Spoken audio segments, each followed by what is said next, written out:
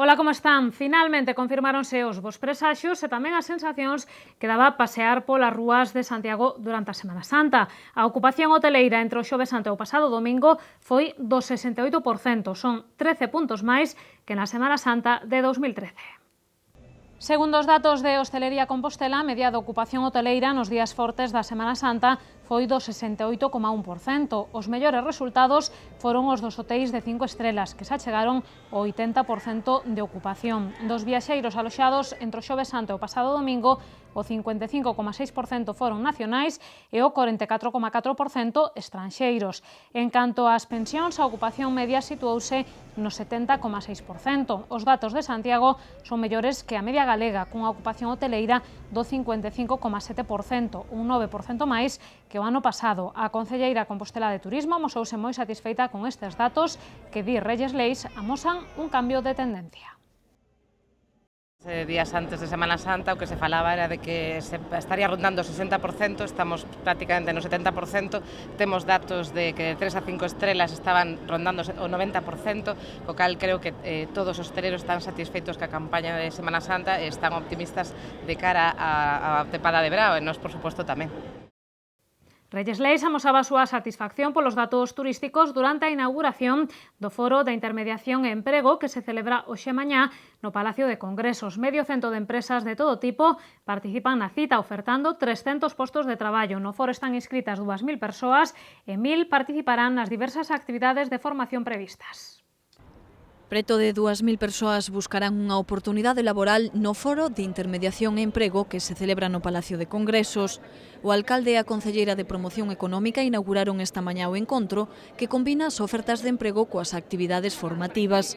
Ángel Curras aproveitou para salientar que o paro parece estar indo a menos na capital galega. Pois a tendencia é unha baixada progresiva en torno ao 2,5% cada mes nos desempregados de Santiago e de comarca. Accións como esta, accións de vinculación laboral directa con empresas, accións formativas con seminarios, con obradoiros e accións, por outra parte, tamén de relación e de encontros entre as empresas demandantes de emprego e os propios desempregados de Santiago, creo que van a contribuir sin duda alguna a que, que na área de Santiago poida seguir baixando o paro. No Foro de Intermediación e Emprego participan medio cento de empresas, algunhas delas tan importantes como IKEA ou Leroy Merlin. En total ofertan 300 postos de traballo. Ademais, nesta edición cobran especial importancia as actividades formativas nas que van participar de balde unhas 1.000 persoas. No foro estánse impartindo cursos de materias tan distintas como manipulación de alimentos, prevención de riscos laborais ou técnicas de búsqueda de emprego. O Foro de Intermediación e Emprego, que rematará mañá, está organizado pola Axencia Local de Colocación. Por certo, que o alcalde tamén foi preguntado hoxe pola decisión do exxefe de Vendex de pedir que se investigue o contrato da Hora e o Guindastre de Santiago, que lle foi adxudicado a Setex Aparqui. Esta empresa, segundo argumenta Gervasio Rolando Rodríguez, podría estar financiando ilegalmente o PP local. Ángel Curras amosase tranquilo e di que se investigue todo o que se teña que investigar. É unha solicitude que fixo un anterior responsable de Vendes nunha concesión, ademais, anterior. Por tanto, eu pouco teño que decir ao respecto, pero desde logo son partidarios sempre da maior transparencia neste caso e noutras contratacións. Mire, cada un fai a súa defensa da maneira que considera oportuna e, eu creo que eso forma parte tamén da defensa dos propios responsables, non? E todo isto mentres María Pardo comparecía en rolda de prensa para dar conta dos acordos da Xunta de Goberno. Se ben a edil, acabou falando máis doutros temas que da reunión do Executivo. A concelleira de Desenvolvemento Urbano Sostible amosouse moi tranquila despois de que o polémico proxecto da rotonda de Galeras chegara hoxe ao Parlamento Galego da man do BNG. Pardo insiste en que o expediente se tramitou de xeito correcto. A polémica da rotonda de Galeras chegou hoxe á Comisión de Urbanismo do Parlamento Galego da man do BNG. A deputada nacionalista Ana Pontón pediu a paralización das obras porque están fora da legalidade e porque supeditan o interese público ao interese privado, o do aparcamento da rúa. En resposta, a secretaria xeral de Ordenación do Territorio, Encarnación Rivas, remitiuse o expediente informativo aberto pola Xunta para analizar o procedemento a raíz das denuncias dos veciños. Un expediente que non lle preocupa a concelleira compostelá de Urbanismo, que insiste en que toda a tramitación do proxecto foi correcta.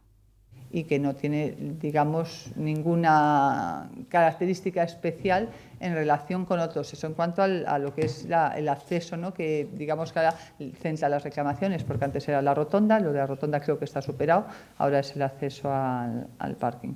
Y bueno, pues la valoración, pues que no tiene ningún problema el expediente, lógicamente. Noutra orde de cousas, María Pardo anunciou hoxe que o segundo concurso convocado polo Concello para a adxudicación da cafetería da estación de autobuses volveu quedar deserto porque non se presentou ningunha oferta. A edil lembrou que o canon do servizo fora rebaixado ao mínimo e explicou que Tusa terá que decidir agora se convoca un terceiro concurso. En canto aos traballadores da cafetería, a concelleira lembra que non son responsabilidade do Concello. Os trabajadores son trabajadores de unha empresa que era concesionaria del Concello, que, bueno, yo no veo, voy a ser sincera, tiene una situación difícil con la propia empresa que tendrá, bueno, pues, que ejercer, pues, la defensa de sus derechos laborales con la misma y será la empresa la que decida, pues, el destino de sus trabajadores, ¿no? Do mesmo xeito, María Pardo desvelou que tampouco se presentou ningunha oferta ao concurso de adxudicación da cafetería do auditorio, aínda que neste caso si se abrirá un segundo procedimento. Noutra orde de cousas, a concelleira quixo responder ás críticas do voceiro do PSOE en relación ao Centro de Saúde de Galeras. Paco Reyes denunciara que o inmoble terá case 1.200 metros cadrados menos do previsto inicialmente e preguntábase se iso repercutirá no servizo. A voceira do Goberno aclara que os cidadáns non se verán afectados. El proyecto inicial contemplaba un piso que era exclusivamente para tareas administrativas, las cuales ya no son necesarias, por lo tanto se reformó el proyecto, se eliminó esa planta destinada a estas labores administrativas y se sigue destinando el mismo espacio para los servicios asistenciales propios de la atención primaria, es decir, lo que el ciudadano recibe, los servicios que recibe son exactamente los mismos, con los mismos metros cuadrados y no hay menoscabo. Eran declaracións de María Pardo na rolda de prensa posterior á Xunta de Goberno, que estivo bastante escasa de contidos. Un dos acordos máis salientables foi a posta en marcha dunha campaña de promoción turística online que se desenvolverá en toda Europa. O Concello vai solicitar á Deputación da Coruña unha subvención para o financiamento do proxecto. Ademais, deuselle luz verde ao 9º certame de danza Intercentros, que se desenvolverá no mes de maio, tamén grazas a unha achega da Deputación. O Parlamento galego convertiuse nun lugar de rifa constante no que non hai espazo para a oratoria e a ideoloxía está a pesar máis nos políticos que darlle solución aos problemas dos cidadáns. Dio o exconselleiro Víctor Manuel Vázquez Portomeñe, que hoxe presentou o seu libro Testigo y parte de la historia reciente de Galicia. O exdeputado do PP narra nel algúns capítulos dos primeiros gobernos autonómicos con especial fincapé na era Fraga. Dela Vázquez Portomeñe di botar en falta a capacidade de diálogo e de consenso. Foi conselleiro da Xunta con Gerardo Fernández Albor e con Manuel Fraga e deputado nas 4 primeiras legislaturas do Parlamento galego. Víctor Manuel Vázquez Portomeñe foi protagonista da nosa historia e diso dá conta no libro que presentou hoxe, Testigo y parte de la historia reciente de Galicia. Nel narra as súas vivencias dende a transición ata a era Fraga, unha época da que Vázquez Portomeñe di botar en falta o espírito de diálogo. Hombre, boto en falta algo que botan en falta a totalidade dos ciudadanos. Quizá o espírito de diálogo, o espírito de consenso, a comprensión do rival na política que nunca é enemigo, simplemente rival, e a capacidade de unirse sentados nunha mesa para buscar o obxectivo común que, en definitiva, en calquer país é o ben de todos. É que para o exdeputado a política cambiou moito tanto como fixo o Parlamento galego. Vázquez Portomeñe ve a Cámara como un lugar para rifas e as pelexas e xa non para a oratoria. Agora o Parlamento galego dixeno hai un rato, e dixeno desde o gracejo, pero é certo, vexo como un lugar de reña. Non un lugar de oratoria, nin de construción de consensos, nin da búsqueda do ben común, nin do diálogo capaz de unir as persoas nese obxectivo que acabo de indicar, senón como un lugar donde se escenifican as diferencias, as liortas, e donde, en definitiva, prima a ideoloxía sobre a obriga. En Testigo y parte de la historia reciente de Galicia, Víctor Manuel Vázquez Portomeñe tamén dá conta das súas achegas na súa etapa política, como a Lei de Normalización Lingüística, o Plan Xacobeo ou o Plan de Protección dos Camiños de Santiago. O libro está editado por Hércules e o prólogo correu a cargo do xornalista Lois Celeiro. Volvemos ao Pazo de Raxoi, onde hoxe se celebraba o acto de entrega dos premios do certame Música Xove. O grupo compostelán Hello Rise impúxose no concurso, que se presentaron preto de 40 bandas de toda Galicia. O certame Música Xove desenvolveuse no pasado novembro, pero a entrega de galardóns non tivo lugar ata hoxe no Pazo de Raxoi. Os gañadores recibiron premios en metálico que ían dos 500 aos 2.800 euros. Ademais, os 4 grupos que pasaron a final poderán gravar un disco conxunto. A concelleira de Normalización Lingüística, Rebeca Domínguez, fai un balance moi positivo dun concurso que pretende visibilizar o traballo dos músicos de Compostela. O que pretendemos é, por unha banda, visibilizar o traballo que se fai nos locais de música de Compostela nos que ensayan uns 50 grupos da cidade e, por outra banda, pois, por suposto, servir de apoio non só a estes grupos, sino abrilo máis de feito este certame, así como outros que levamos a cabo, está aberto a todo Galicia, non só aos composteláns. Hello Rise foi a banda vencedora do Música Xove. Nicolás Durán, un dos membros deste grupo de rock alternativo, di que a banda saiu moi contenta desta experiencia. É unha experiencia tocar en Capitol, estivo moi ben, se non íamos tocar en Capitol ni de coña, estivo bastante ben a experiencia. Moi contentos e moi satisfeitos de que saíra todo ben. A final do concurso realizouse o 30 de novembro na Sala Capitol cun concerto no que actuaron as mellores bandas do certame. O segundo premio foi para Turboláser e o premio especial foi entregado a Per Se. No concurso participaron 38 bandas de toda Galicia. Tome nota agora das suxestións que lles achegamos pro seu tempo de lecer na nosa axenda.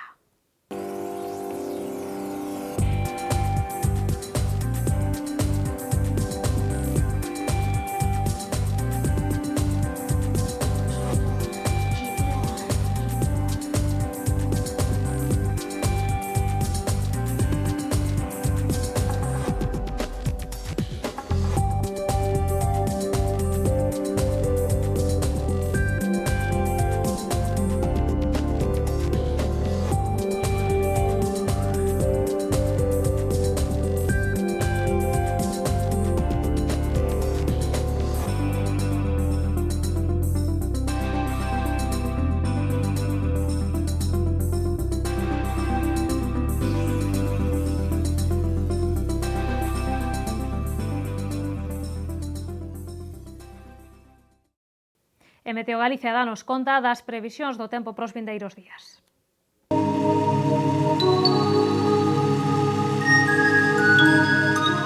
Pedras de Santiago ofrécelle a información do tempo.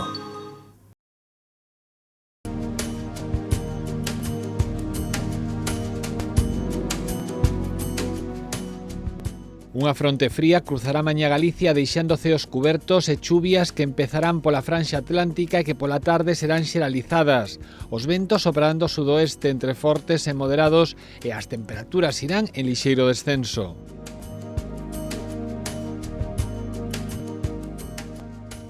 No sábado Galicia quedará nunha zona intermedia entre unha borrasca e un anticiclón.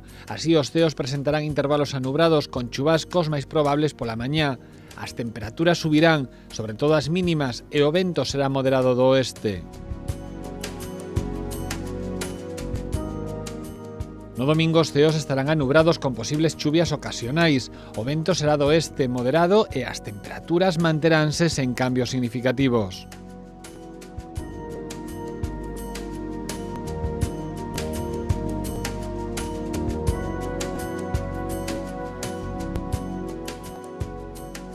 Mañá en Santiago teremos ceos cubertos con chuvias que serán máis intensas pola tarde. Os ventos serán moderados do sudoeste e as temperaturas manteránse sen cambios significativos. Para o sábado agárdanse ceos anubrados con chubascos pola mañá.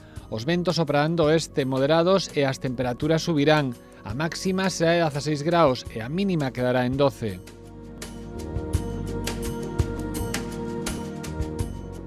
No domingo os ceos alternarán nubes e claros e os ventos soprarán do oeste, frouxos pola mañá e moderados pola tarde. As temperaturas máximas manteránse sen cambios, pero as mínimas baixarán de xeito notable ata os 6 graos.